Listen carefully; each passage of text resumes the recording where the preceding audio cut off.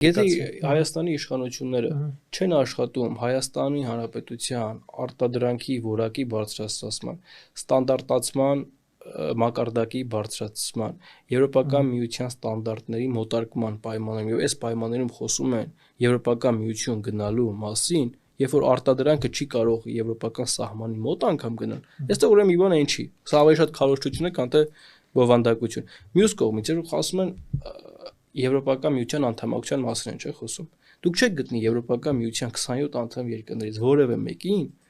որ Եվրոպական միության անդամ է դարձել այն ձևով, որով Հայաստանի իշխանություններն են փորձում Հայաստանը անդամ անել։ Իհարկե Հայաստանը մոտարկել եվրոպական չափորոշիչներ, Եվրոպական միության ստանդարտներին, բնականաբար միայն պիտի կյանքի որակը Հայաստանի Հանրապետությունում բարձրացնի, բայց դա չպիտի լինի այն ճանապարհով, որ Հայաստանը